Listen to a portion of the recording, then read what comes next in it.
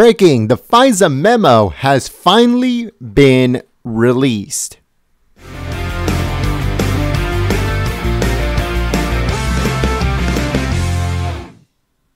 Hello folks, my name is Jen. I'm from Golden State Times, and today I have a breaking news story. As you guys heard, the FISA memo has finally been released. We've been waiting for this all week, folks. We thought it wouldn't happen. We thought they were going to do something to keep it hidden, but the president finally signed off on it, returned it back to Capitol Hill, and they have released it. There's a link in the description below so you can download it yourself. It comes straight from the source. So make sure you guys do that and you guys read it for yourselves and make sure you guys stay informed. Right now, I'm just going to be talking about the important part of the memo. You can go read this introduction from the White House and why they released it and all that other stuff. And also, you can read the part of where it says the purpose and the investigation update. If you guys want to read all that part, make sure you guys download it for yourself and you guys read all that. As you guys can see, it has now been unclassified, and it was unclassified by the order of the president on the 2nd of February 2018. As you guys can see, this unclassified memo was, I guess it was written, or I don't know what January 18, 2018 really means, but, you know, it was unclassified today, or declassified today. So let's start off on the number one. This is the reason why the dossier, the memo was released. This is the reason why the memo, the push for the memo to release it started in the first place. And it's because of all of these different points. 1, 2, and also, as you guys can see it in the body, there's also an A and a B. So it starts off by saying that the dossier compiled by Christopher Steele, or the Steele dossier, on behalf of the Democratic National Committee, or the DNC, and the Hillary campaign, formed an essential part of the Carter Page FISA application. Steele was a longtime FBI source who was paid over $160,000 by the DNC and the Clinton campaign via the law firm Perkins Coie. And it says, and research Fusion GPS. So that's the firm that we have been hearing so much about, Fusion GPS, to obtain derogatory information on Donald Trump's ties to Russia. It says neither the essential application in the October 2016 nor any of the renewals disclose or reference the role of the DNC Clinton campaign and any party campaign in funding Steele's efforts, even though the political origins of the Steele dossier were then known to senior DOJ and FBI officials. So it was known since the very beginning where this dossier came from. Who made it? Who paid for it? It was known since the very, very beginning. Since they got their hands on it, since they knew it existed, the DOJ and the FBI officials already knew where it came from, who paid for it, and for what purpose. Okay, it was never a mystery. They were never waiting for updates on anything. They knew exactly what was going on, folks. It says that the initial FISA application notes Steele was working for a named U.S. person, but does not name Fusion GPS and Principal Glenn Simpson, who was paid by the U.S. law firm Perkins Coie.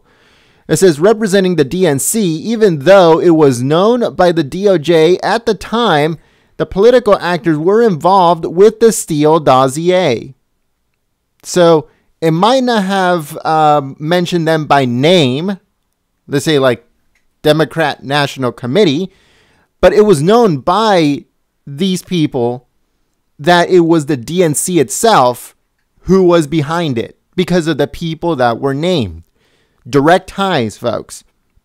That's what they're talking about, direct ties. The DOJ knew exactly what was going on at that time.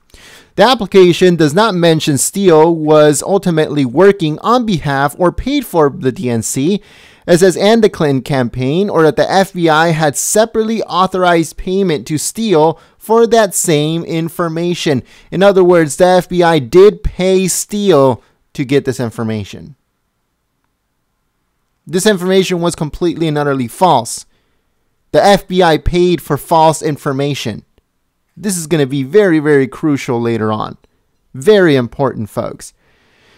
Number 2, the Carter Page visa application also cited extensively a September 23, 2016 Yahoo News article by Michael Ishoff, who focuses on Page's July 2016 trip to Moscow.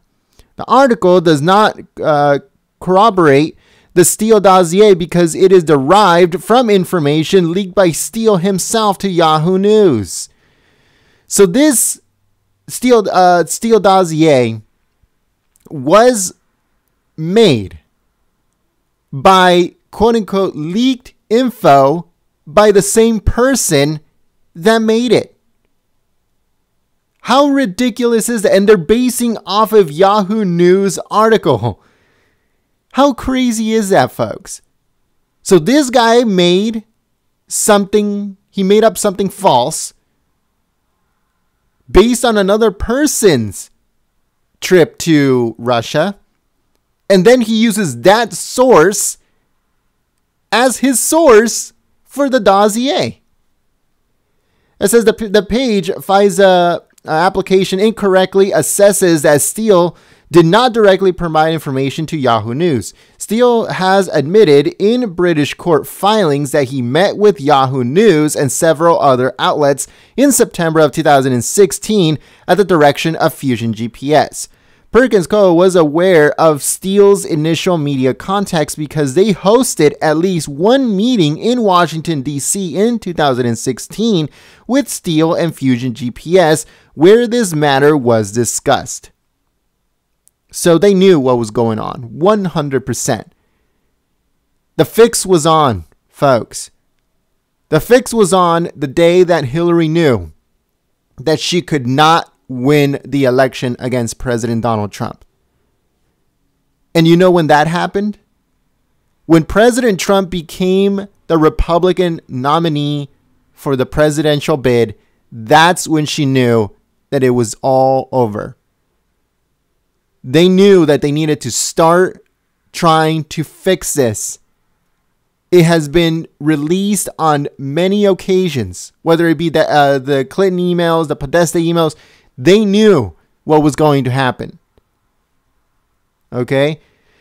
It says the A part of the body of number 2 says Steele was suspended and then terminated as an FBI source for what the FBI defines as the most serious of violations, an unauthorized disclosure to the media of his relationship with FBI in an October 30, 2016 Mother Jones article by David Korn. Steele should have been terminated from his previous undisclosed contacts with Yahoo and other outlets in September, before the Page application was submitted to the FISC in October. But Steele improperly concealed from and then lied to the FBI about those contacts. Steele's numerous encounters with the media violated the cardinal rule of source handling, maintaining confidentiality, and demonstrated that Steele had become a less than reliable source to the FBI. The whole point of all of this was to get it out to the mainstream media so they can be the loudspeaker of the DNC, the loudspeaker of the Clinton campaign. Just how they have been for now a year and a month since President Trump became the president. The whole Russia thing started way before the president was even inaugurated. It started off on the day that he became president.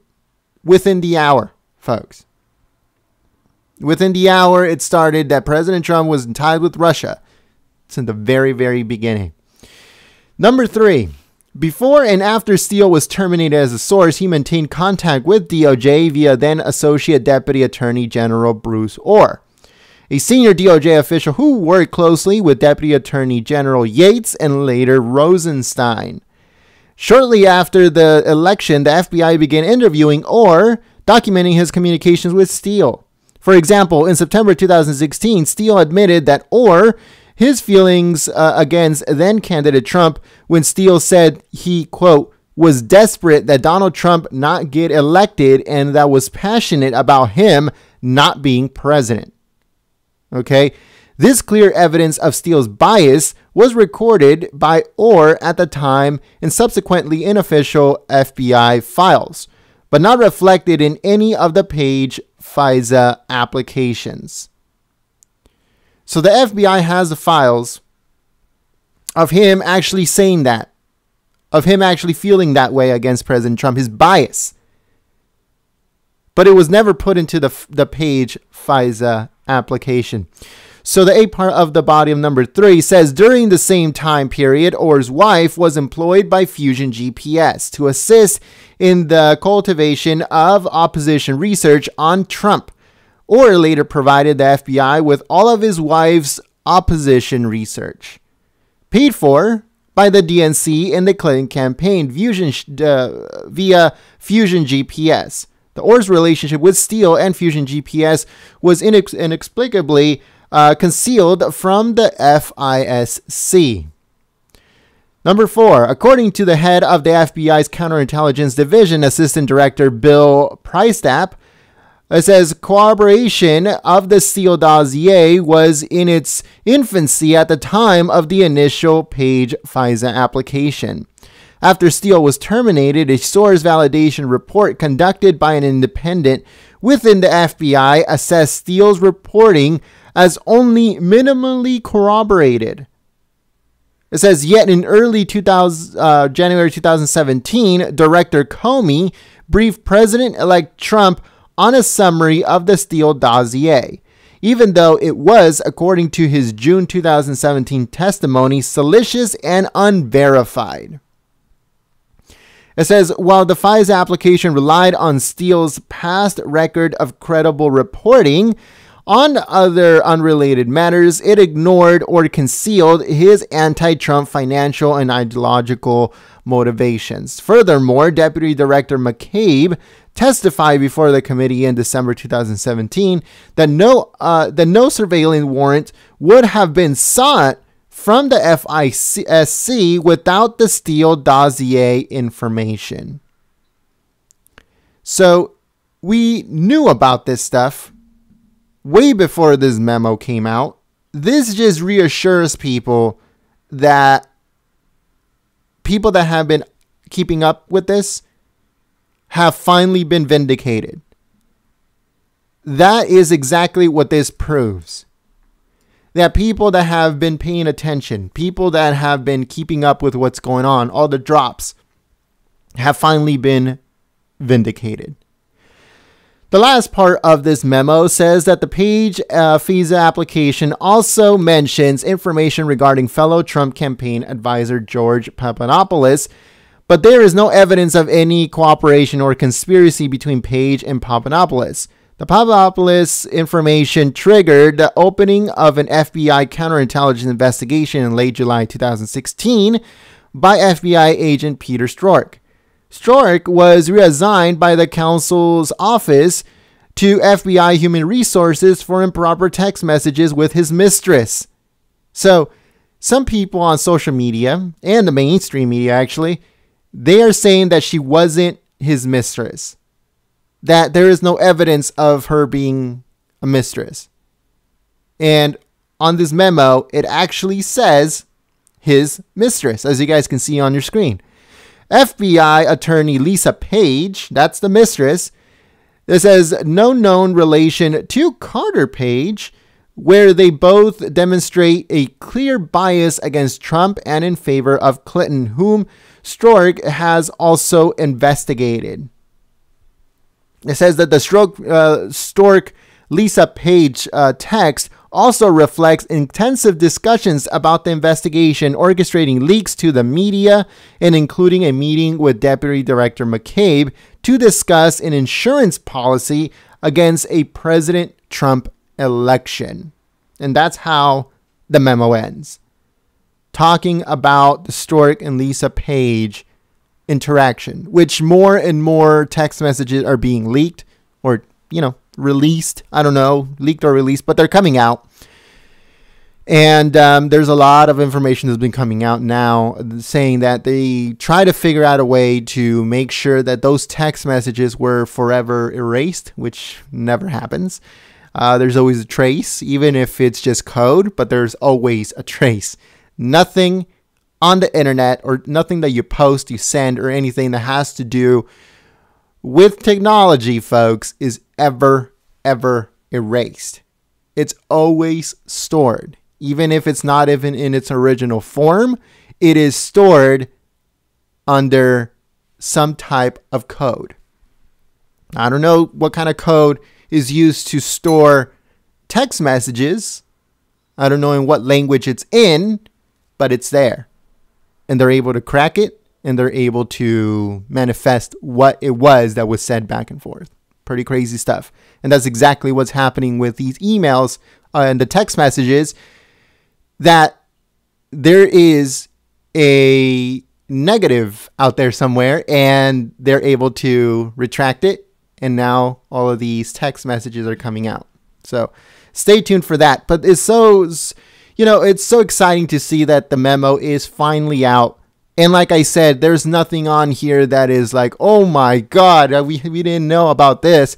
Everything that we have already discussed, everything that we have covered, everything that other mainstream media and medias have covered, it has been finally vindicated by this, has been finally put out and proven people right about what they had been saying for some time now, regarding the Steele dossier and also the Storic and Page situation, the McCabe situation, all that stuff. We already knew all this information, folks. This is nothing new. But finally, we have something, a piece of evidence that says, yes, we were 100% correct. So let us know what you guys think in the comment section below. Again, if you guys want to download the memo, the link is in the description below. We're giving you the link to the direct source where this came from. So make sure you guys download it. Do not get it from mainstream media. Do not get it from social media. Get it yourself direct from the source. The link is in the description below. Thank you very much for watching. If you guys like this report, give it a thumbs up and also share it on social media. You guys are amazing. You guys share everything that we post, and we thank you so much for that. Subscribe if you are new. Check out our website, goldenstatetimes.com. And thank you so much, folks, for everything. Really, from the bottom of our hearts here at Golden State Times, thank you for all your support. Thank you for making us #1. Thank you for everything that you guys do. And thank you for being you. So I'll see you guys soon. Peace.